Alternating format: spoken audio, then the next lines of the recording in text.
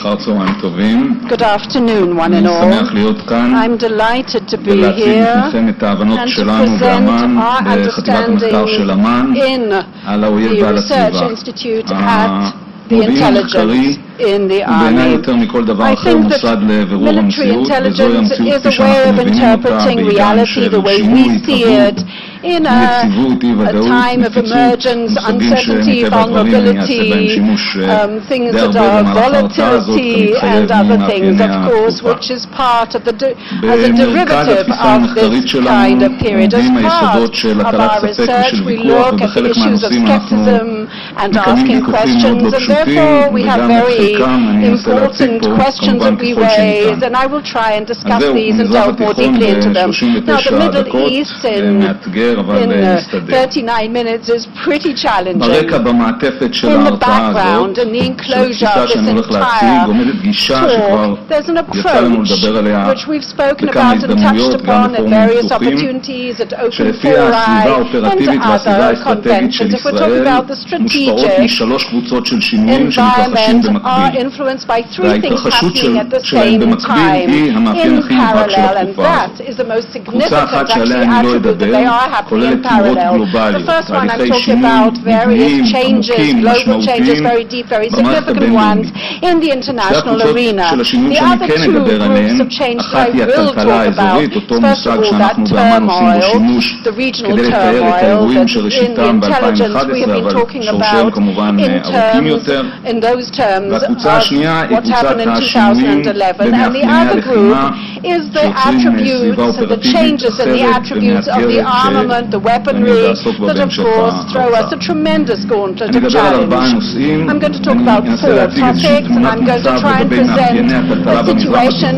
talking about the characteristics and the attributes of what is happening in the Middle East and the changes and the turmoil, and then sort of delve and narrow down to specific ones, talking about the operative arm and specific things about our that really have implications on our national security concept. Let's just talk about the dynamics in the region, because whatever happens in the countries in this region, some of them are derivatives of a shared tradition, a shared culture. The Middle East, as far as we're concerned, is still in a transitional period, an old order that has collapsed and another that hasn't quite fully been molded as yet. So therefore this is a kind of transitional period, like for example a seasonal change, like just last weekend.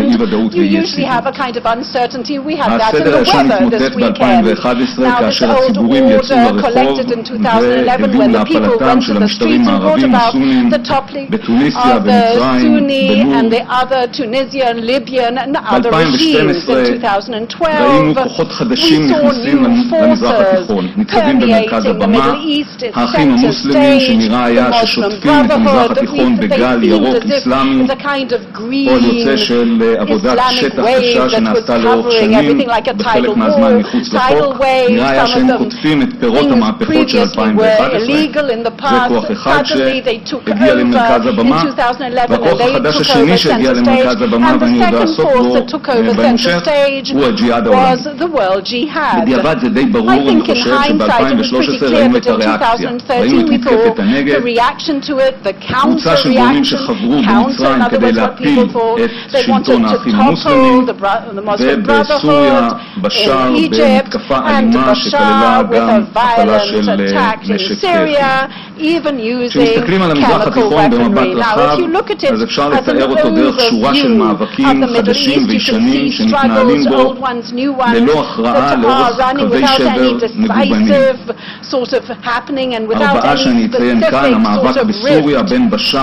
For example, between Bashar and his secular opponents and the religious Islam opponents in Syria, in Iran. There's a real strike, a significant one on the whole character of the country between Rouhani and the revolutionary guard as a representative of that more traditional side, conservative side. And then al-Sisi yesterday looking in opposition to the Muslim Brotherhood. Now these struggles are taking place that from a regional point of view they don't seem to have an international proprietor or sort of landlord over it all. But Israel is not in the center of these struggles. It wasn't there since 2011. They haven't been present there.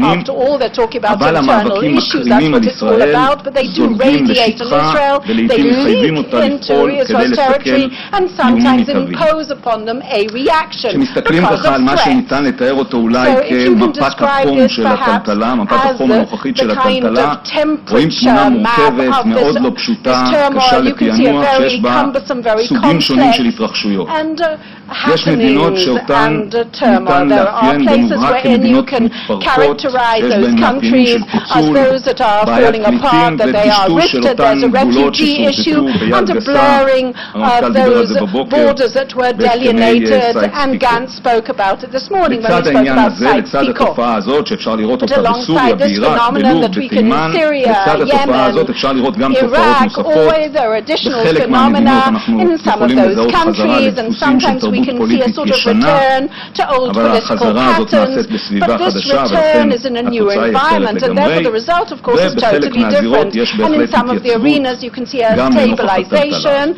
in the light of this kind of turmoil. This turmoil did not bring with it new ideas. No, not like the Islam Revolution or the pan-Arabian kind of character like in the past, but there is one characteristic, one phenomenon, and that was increase in the reach and the gravity of the actual public, the rank and file. After all, they took to the streets, and they impact all the agendas. Now, pictures, as you can see, like today, as you can see on the board, there are pictures of protests, very widespread ones, and therefore our researchers wanted to see the gravity of this revolutionary spirit is.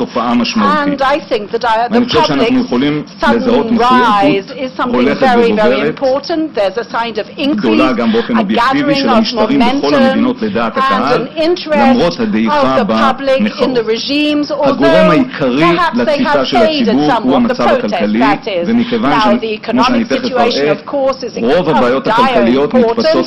Most of the economies we see as problems that cannot actually find their needs met, but this kind of fermentation going on and the instability also will continue as the years go on. The hostility towards Israel is a common denominator shared by those who believe in the new order and even those who want to conserve the old order, the Sunnis, the Shiites, the radicals, the moderates, and the hostility is beautifully preserved, and that could bring about an exit of those people to the streets following various sort of belligerent incidents. But we continue seeing these pictures, and they are connected to the situation, for example, in Tunisia, where it started with that self-immolation. Here you can see the refineries in Abadan, and you can see the children filling up with the petrol, as you can see on your board, and that just adds to that momentum of that problematic situation. Here you can see a whole list of indicators that show us why this will continue characterizing and typifying our region, and how that actually impacts the fermentation of all these areas, and one cannot identify any recuperation from this turmoil. And if you, compare it to the percentage of growth of 6 or 7% only in average in all these countries, that is necessary in order to welcome them into the labor market of all the youngsters who really are hungering for jobs. The unemployment is actually hiking. So, you can see that at the moment the assistance, the Western, the Arab, and the international does not suffice. They need more help. And tremendous unemployment. You can see in some of the countries a third of the youngsters are unemployed, and also the very low standard of living, and this sort of regional political polarity and polarization, especially with the impoverished and weaker states. So you can see in the region there are four main centers. You've got the radical axis, which is cohesed or consolidating because of this ebb in the period, a real bearish kind of era. Some of the researchers see beyond this kind of consolidation, a strengthening of the radical arm, the world jihad, Syria and others. The moderate axis is emerging, but it's nascent, but still perhaps limited in its impact. And of course the Muslim Brotherhood, it just kind of disappeared because of what happened, but the idea underlying it still has a stronghold on the Middle East, and the world jihad that has penetrated them are rifted, and all the other factions and movements are working against it, but it is increasing, growing, and you can see the figures and the deployment on the board. So just pay attention to the big figures here in Sinai, in Syria, Libya, Iraq. So here's a kind of connection of two phenomena. The first is the switch between bin Laden and Azawiri after bin Laden's death, and Azawiri always had some kind of local agenda in the past as opposed to bin Laden's international agenda, and so therefore he's really working more in the Middle East, and the turmoil that took over in the marginal areas, the peripheral areas, and this brought about an establishment and a strengthening of the world jihad. So in brief, now what are the attributes of this turmoil in the area? First of all, Syria, I don't think it's going to be news here, is basically falling apart. I mean, what we need in order to describe Syria, the words we need, it is like one of the failing countries definitely falling apart. If we're talking about those borders that we knew in the past as Syria, there is an ongoing war of attrition with no decisive campaign or victory. They are deploying into various areas of influence, and their borders are becoming blurred with Lebanon, with Iraq, and to a certain degree, a lower degree as well, perhaps with some of the others. We're talking about the rebels that are very sort of decentralized, they're dispersed. The Syrian regime is leaning on Hezbollah, Iran and Russia. Hezbollah is actually fighting in Syria itself to quite a wide scope even, and you can see how this impacts the success of the regime. You can see this is a kind of balanced situation. The main issue is that the distress of the regime leads it to concede sovereignty on certain areas and a restricted impact on some of those areas that are under its control, and the world jihad is permeating slowly but surely into all these areas. Those elections, for example, that we spoke about this morning, of course haven't changed things really, haven't really impacted the situation, but I'll describe that in a moment. The regime has control over the green areas that I'm showing here. We're talking about Homs, Aleppo, and others on the border, on the shore, and the armed rebels have taken over most of the northern and eastern areas and the most of the Syrian territories. There isn't so much population, and therefore we haven't marked them in a specific cover. We're talking about 300,000 fighting for the regime, and 200,000 belong to, affiliated to the actual established army, and some of them are militias, and we're talking about, I'll show you the actual distribution. We're talking about horrific bloodshed, and you can see the bottom of the slide, between a third to half of the Syrian population has actually left their homes. Some have actually left the country, some are within Syria but homeless. So here there's an attempt on our behalf to try and distribute and perhaps risk these groups that we called an opposition, rebels, armed rebels. And what I'd like to draw your attention to mostly are the three green hues, as you can see them, the 13, 42 and 25%. These are the Islam factors. About 80% of those combatants amongst the armed rebels have an Islam agenda. There's a difference between how far do they want to actually impose impose the Sharia law and other attributes, but basically they all have an Islam agenda, Islamic agenda. Now, some of them we would say are the world jihad with more of a radical. You can see you have the groups that are much more polarized and sort of more extreme, and you have Al-Isra, which is a second group. Another 50,000 is a Salafiyya, as opposed to the world jihad that want to actually impose the Shia on the actual Syria, that would be part of that kind of והקבוצה השלישית היא קבוצה יותר מזוהים עם אג'נדה דומה, לא זהה לאחים המוסלמים שתופסים היום נשק, וכ-20% הם לוחמים חילונים. לאסלאמיות הזאת של האופוזיציה תהיה לדעתי השפעה גדולה על סוריה העתידית. זהו המצב ברמת הגולן, כאן יש התפתחות די דרמטית. החמושים, המורדים הצליחו לייצר רצף של טריטוריה, רצף טריטוריאלי, להשתלט על שטח שאפשר לראות אותו פה ממשולש הגבולות ועד פחות או יותר לאזור קונטרה, צפון דרום, ובמזרח עד קו הטילים. האזור הזה נמצא לגמרי בשליטת קבוצות מהסוג שהראיתי קודם. באזור הזה, במרחב הזה, בעיקר קבוצות חילוניות והרבה פחות הקבוצות האסלאמיות. מהמרחבים האלה יוצאים בחודשים האחרונים גם פיגועים כנגד שטחנו, גבול ברמת הגולן שהיה הרבה מאוד שנים שקט, רוכש פעילות. אפשר למנות במסגרת הזאת את 3 אירועים של ירי הרקטות על החרמון ואת 3 פיגועי המטען, בעיקר ביטוי להיותו של המרחב הזה של רמת הגולן אזור ספר, ויש בידינו גם התראות לפיגועים נוספים.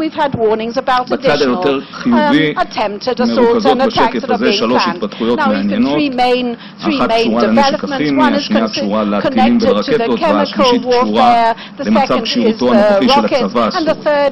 רוב הארסנל הכימי נמצא מסוריה או הושמד בשטחה. אנחנו עדיין יכולים לראות בתקשורת מסוקים משליחים חביות עם חומרים כימיים, כנראה כלור. הסורים עשו שימוש בחלק גדול מאוד מארסנל הטילים והרקטות שלהם כנגד האוכלוסייה שלהם, כנגד החמושים, המשטר הסורי אני מתכוון. והטנק הזה שעוד רגע נראה אותו בתמונה יותר ברורה, ואפשר כבר לראות את מצבו המפורט גם בתמונה הקטנה. אחרי העין יכולים לראות ברקע עוד טנק כזה, שעד לא מזמן היה בסדר הכוחות של הצבא הסורי, והכנף של המטוס למעלה מתארים את השחיקה במצבו של הצבא, גם בכל מה שקשור לכוחות היבשה וגם בכל מה שקשור לחיל האוויר. עד כאן בנושא סוריה מתפרקת, מתפצלת עם הגבולות המטושטשים, והנוכחות המשמעותית של חיזבאללה וגם איראן בשטחה. העידן שלאחר בחירת רוחני מסמן בעינינו מאבק על דמותה של המדינה בין המחנות שכבר הזכרתי אותם, המחנה של רוחני שמקדם בהצלחה חלקית סדר יום שמעורר ויכוח עם המחנה השמרני ועם הממסד הביטחוני.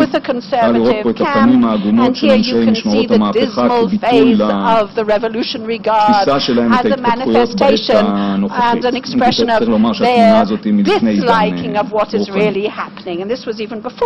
האג'נדה הזאת מקודמת בשלושה תחומים, גם בכל מה שקשור למדיניות החוץ ובמרכז הסיפור הגרעיני, גם בכל מה שקשור למדיניות האזורית ובמרכז הסיפור של החתרנות האזורית האיראנית המסורתית, וגם בתחום של מדיניות הפנים. באופן כללי, משקלו של הממסד האזרחי מתחזק על חשבון הממסד הביטחוני, ועדיין בין שני המחנות האלה יש קונצנזוס על ערכי המהפכה, גם אם יש ויכוח לגבי הפרשנות העדכנית שלה. מאוד יכול להיות שאיראן והמעצמות שנושאות ונותנות איתה הולכות לקראת חתימה מתישהו במהלך השנה על הסכם הקבע בנושא הגרעין.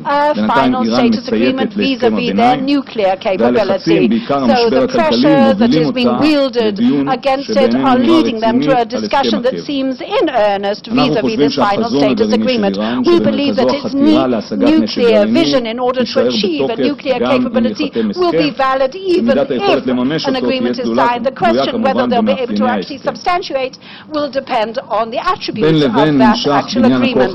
At the same time, there's a continued building and armament, a building of their force and their capability. We're talking about very long-range missiles that, of course, can hit Israel. They develop various armaments, missiles, rockets, other forms of weaponry that they want to transfer to the Gaza Strip, organizations, and also those to the world jihad as well, and the Hezbollah we're talking about. And we're talking about very long-range missiles, 160 kilometers. Even in here, you can have on the left-hand side those that have been transferred to the Hezbollah. They continue now promoting their terror infrastructure around the world as part and parcel of their policy, their regional policy. The Hezbollah has 3 fronts at the same time. They're fighting in, of course, in Syria. Here they have casualties, fatalities, also their internal arena in Lebanon, and of course their front against Israel. The Hezbollah has been fighting in Syria for the sake of Bashar,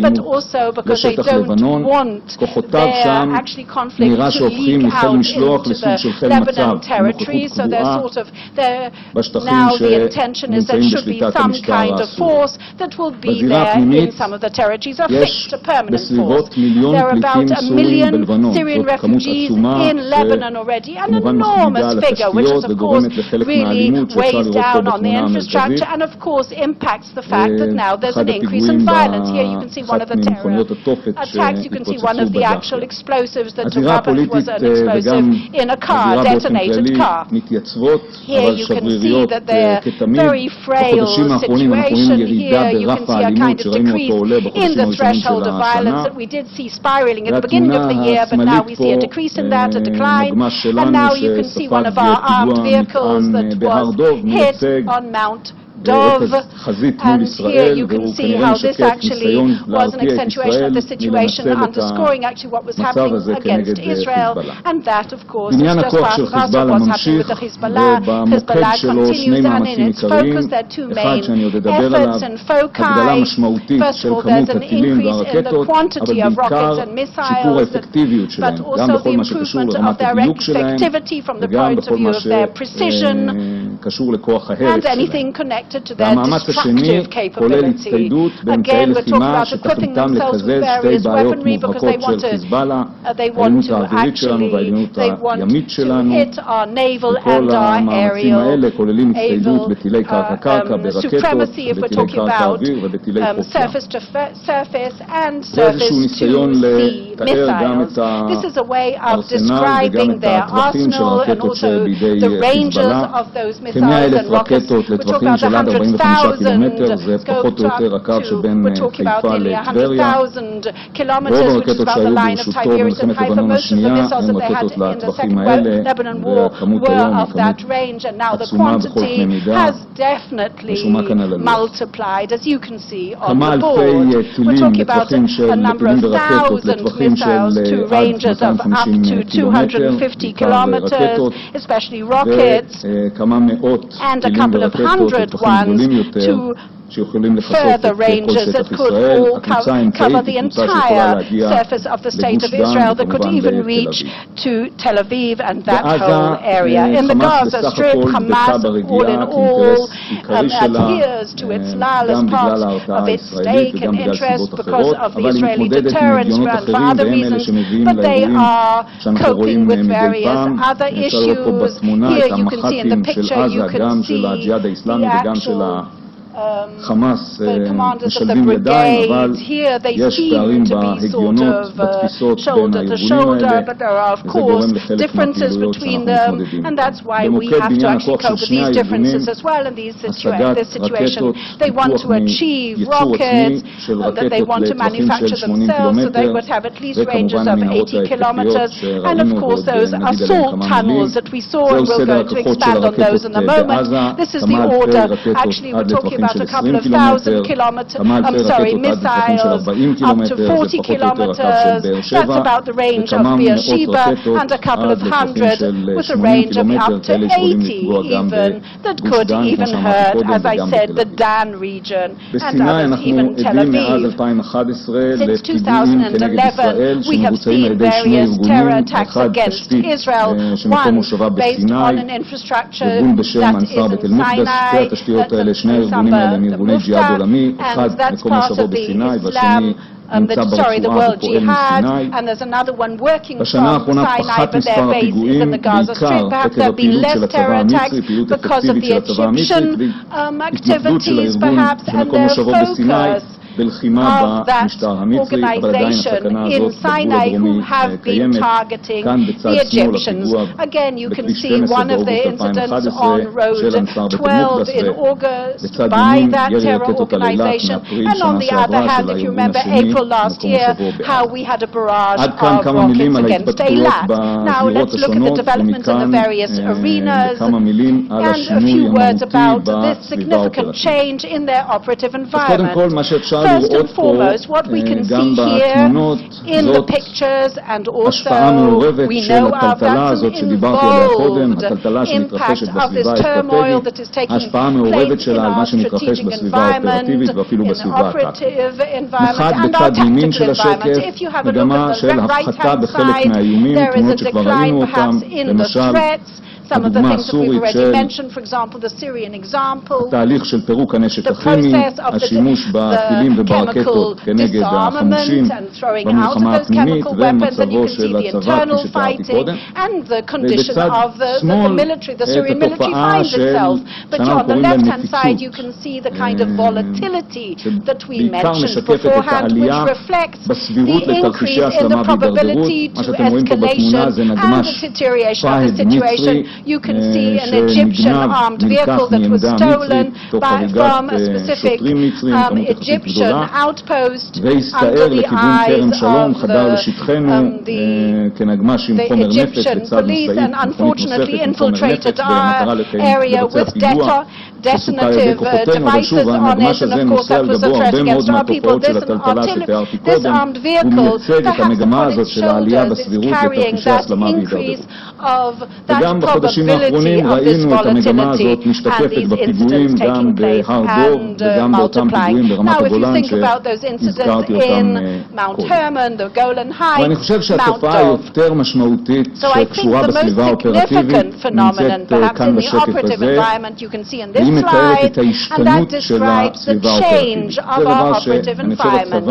I think that the Army has understood for many a year, since the beginning of the last decade, a phenomenon that is somewhat difficult to fathom, and that is a move from old armies to something totally different. They are no less powerful, with perhaps multiple armaments, even more so, and with more clout, more precise, more destructive, and their possibility to destroy and infiltrate are extremely tough for when we want to intercept them. In other words, this whole issue is extremely challenging from an operative point of view for us. If you look at the decline of the Syrian military, the truth is that this tank, for example, lost its place in the battlefield, in the framework of this change of our operative environment that has been taking place since the 90s of the previous century. And I think, or even the 80s perhaps. Now I'd like to explain what the operative actual concept is of the other side: Iran, Syria, Hezbollah, and here again Hamas, and again the World Jihad in the Gaza Strip. The basis of this, the foundation, are two basic assumptions that were consolidated in the 90s because of the reality of the 90s. The basic assumption, the first one, recognizes very deeply the Israeli technological supremacy. Not only the rhetoric, there are even deep thinking in public and even in camera. There's a deep recognition of the fact that Israel has tanks, airplanes, satellites, and active defense that the other side does not have. And therefore, there's a kind of technological weakness as opposed to someone who's got that supremacy, that strong side. But alongside this basic assumption, there's an additional basic assumption according to which Israel has also weaker links and dependency links, that of course they are vulnerable and they can actually, one can have a detrimental effect on them. And of course, if we're talking about the building of a force that could hit out exactly at that kind of weak point. Now, what is the center of that kind of concept? There are three basic sort of fundamental ways of thinking, and I want to show you three of those elements that have changed in the recent period. Alongside this, there's another perhaps elemental sort of foundation that has changed. This has, for example, that they are still valid, by the way, till this very day. The first basic assumption is the absorption. Can Israel act in any weather, at any range, with the same kind of destructive, fatal capability? I mean, after all, we have to develop improved absorption. Can we, in other words, actually penetrating the urban area, trying to perhaps throw its signature, in other words, take upon ourselves things that would narrow down their vulnerability of that side that has all those sides that we spoke about. That's the first, that's the absorbability, and the other one is the survivability. The other issue is our deterrence. They want to deter us so that we won't act against them, of course. But secondly, with that kind of general deterrence, if there's another specific deterrence that has actually collapsed, and they were trying to draw us into areas that were actually easier for them to defend. That kind of concept was consolidated in the 90s, and if they achieve that kind of survivability, that absorption and that deterrence, then ultimately their victory would be through attrition. Israel that cannot grapple with long-winded, long-term wars and with multiple casualties, after all they called it a victory last time because they didn't lose. That's the way they actually interpreted it. But there are a number of elements. I think that the main element that reflects their main trend, and that is the idea of improvement, of hitting out at the vulnerability of our home front. And that effort, that trend of trying to actually increase the quantity and the range of those precision missiles that they will be able to launch from the depths of their territory, from the valley of Lebanon, from the depths of Syria, of course, straight at our home front. And that way they would be able to really test our vulnerability and our survivability, and also a multi sort of faceted diversity of what they can actually do, and of course an improvement of their destructiveness and a lengthening of their range. מרכיבים נוספים ששייכים למגמה הזאת. כאן אפשר לראות איזשהו פילוג פנימי של 170,000 הטילים והרקטות של הצד השני. הרוב המכריע שלהם, כפי שאפשר לראות פה בשקף, כמעט 160,000, הן לטווח הקצר יותר, לטווח 45 קילומטר, גם מלבנון, גם מסוריה, גם מעזה, וכמה אלפים נוספים של רקטות לטווח בינוני, רקטות וטילים לטווחים ארוכים יותר, טילי חוף ים וכלי טייס בלתי מאוישים. הכמות הזאת היא כמובן עצומה, היא לא מהווה איזה קירוב כללי, היא כמות שהיא מבוססת גם מההתפלגות הפנימית, היא משקפת את אותו מאמץ שנועד להשיג את יכולת הפגיעה גם בעורף הצבאי וגם בעורף האזרחי שלנו. התופעה העדכנית המשמעותית היא תופעה משמעותית מאוד, קשורה במאמץ לבנות יכולת תקיפה מדויקת. עד עכשיו לצד השני הייתה בעיקר יכולת סטטיסטית, שהתבטאה בניסיון שלו לפגוע באוכלוסייה שלנו, ובתקופה הזאת אנחנו רואים מאמץ להשיג יכולת תקיפה מדויקת באחת מהשיטות שנמצאות פה על הלוח, בעיקר מערכות מבוססות GPS. זה שינוי משמעותי בשדה הקרב. היה בעבר מונופול שלנו, כמי שהייתה לנו יכולת תקיפה מדויקת, ועכשיו הצד השני מפתח אותה גם הוא. היא עוד לא נמצאת אצלו בתפוצה רחבה, אבל היא בהחלט נמצאת בתפוצה מצומצמת שהולכת ומתרחבת. איראן היא מוקד הידע העיקרי בעניין הזה. ההתפתחויות האלה, גם בסדר הכוחות וגם ברמת הדיוק, מביאות את הצד השני למחשבות חדשות על הרעיון שאותו הצגתי קודם. ובמרכזם, בקיצור נמרץ, האפשרות לשינוי ולמעבר מהרעיון ההתשתי של מלחמות ארוכות עם הרבה נפגעים לרעיון אחר שמכוון דווקא לקצר את משך הלחימה. הוא אגב נובע מלקחים לא חיוביים, שליליים שיש להם מהעימותים גם במלחמת לבנון השנייה וגם בעופרת יצוקה, במידה מסוימת גם מעמוד ענן, כשהם ראו שהתמשכות העימות מאפשר לצד החזק טכנולוגית להביא לביטוי את יכולתו. הרעיון פה הוא לתקוף במכה מסיבית של אש, לגרום לנו כאב ונזק משמעותי, שיגרום לנו להפסיק להילחם בטרם נצליח להביא לביטוי את יכולתנו.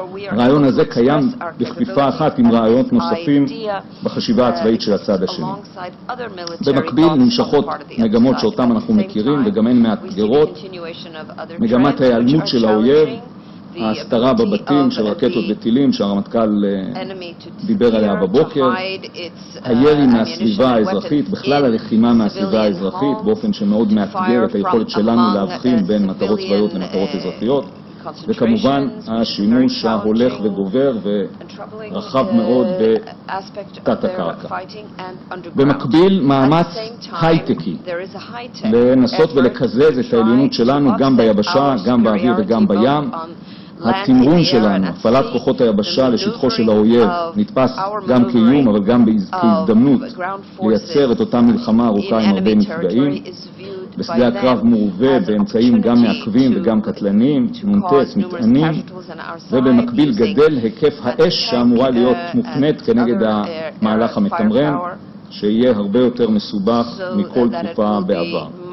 במקביל גם ההצטיידות במאמץ לפגוע בעליונות האווירית שלנו, בעליונות הימית, שפה נכנסים לשימוש גם טילי חוף ים מדויקים שמכוונים כנגד תשתיות הגז החדשות. הרעיון של מנהרות התקפיות שאפשר היה לראות אותו באמצעי התקשורת מכוון להחדיר לשטחנו לוחמים בהיקף גדול יחסית לצורך פגיעה במתקנים גם צבאיים וגם אזרחיים, ליצירת בלבול, פחד ומהומה, מאמץ שהוא גם כן מהווה היום ציר עיקרי של הצד השני, ובמקביל לנוכח הבעייתיות, האילוצים לפעול בגבולות, מאמץ נרחב לביצוע פיגועי חול, בורגס, בולגריה פה במרכז, אבל אפשר לראות בהיקף פעילים גם לוחמים, פעילי טרור, גם של איראן וגם של חיזבאללה, שנתפסו בשנים האחרונות בהיקפים די גדולים בשורה של מדינות. הסייבר מתפתח כמימד לחימה נוסף, פעיל, שנמצא כרגע בתהליכי התעצבות. החיכוך עם הצד השני מאיץ תהליכי למידה, שיתופי פעולה ופיתוח יכולות. ואם אני צריך לזהות איזה אזור שבו יכולה להיות לנו הפתעה בגלל המאפיינים שלו, גם אלה שקשורים בהיערכות שלנו וגם בפעילות של הצד השני, זה האזור של הסייבר. אני מסיים בכמה משמעויות עיקריות לישראל שנובעות מהתיאור שתיארתי עד עכשיו. ראשית, ההרתעה הישראלית נשמרת, אבל היא נשמרת מהעימות רחב ההיקף. אפשר להגיד שכל גורמי הכוח לא מעוניינים בעימות רחב עם ישראל ומתמודדים עם אילוצים כבדים. כולם אגב חוץ מגורמי הג'יהאד שעליהם חשבון ההרתעה כנראה פועל בצורה אחרת. עוסקים בענייניהם ומודעים לבעייתיות שאליהם עלולים להיקלע בעימות רחב היקף עם ישראל. רק אני הפסקתי לשמוע את עצמי. בסדר, אני מבין רמזים. זה עניין העימות רחב ההיקף. מתחת לסף המלחמה הזאת בהחלט יש מרחב שבו הצד השני מאתגר אותנו, והנפיצות בראייתנו מובילה לעליית הסבירות לתרחישי הסלמה והידרדרות. חלק מאותה אי-ודאות, אי-יציבות ונפיצות שאנחנו מתארים כמושגים שעוברים כחוט השני לאורך ההרצאה הזאת. בצד ימין אפשר לראות את המגמה של הפחתה מסוימת באיום, בעיקר אגב בכל מה שקשור לאיום הסורי, גם הסיפור של הנשק הכימי וגם הדברים הנוספים שדיברתי עליהם, אבל התופעה היותר בסיסית היא התופעה של העלייה באיום הכולל על העורף, לנוכח בניין הכוח, גם בחיזבאללה, גם בארגונים בעזה, גם באיראן, גם בכל מה שקשור לכמות וגם בכל מה שקשור לדיוק. העורף, גם האזרחי וגם הצבאי שלנו, מאוים מאוד בהיקפים שתיארתי קודם. זה בדיוק הדבר שהטריד יותר מכל דבר אחר את האבות המייסדים של תפיסת הביטחון, וזה נמצא היום לפתחנו. ובגלל כל המאפיינים שתיארתי קודם, גם במלחמה הבאה הרעיון של ההכרעה המהירה, שהוא עדיין יסוד בסיסי בחשיבה הצבאית שלנו, יהיה קושי לממש אותו. ואנחנו מתמודדים עם סביבה אופרטיבית מגוונת מאוד, יש מעט מאוד יסודות משותפים בין הזירות השונות והמשימות השונות, והצורך הוא כמובן בבניין כוח שהוא ייעודי למשימות ולזירות. בסיכומו של דבר, 3 דברים ב-30 שניות. אחד, המאפיינים של אי-ודאות ואי-יציבות, שהם המאפיינים העיקריים של התקופה. שוב, זה לא איזו אמירה בנאלית, זה עניין שצריך לקחת אותו בחשבון בתכנון, באופן שבו אנחנו מפעילים את הכוח, באופן שבו אנחנו בונים את הכוח. יש בהצגה הזאת שורה של מגמות שליליות שדיברתי עליהן, ההצטיידות המסיבית בטילים ורקטות והמגמה של הדיוק להתפתחות שלילית, התבססות הג'יהאד העולמית, התפתחות שלילית, עדיין האפשרות לזליגת אמל"ח אסטרטגי, גם בסוריה, גם בלוב, גם במקומות אחרים, והאפשרות להפחתת הלחץ על איראן, הן התפתחויות שליליות.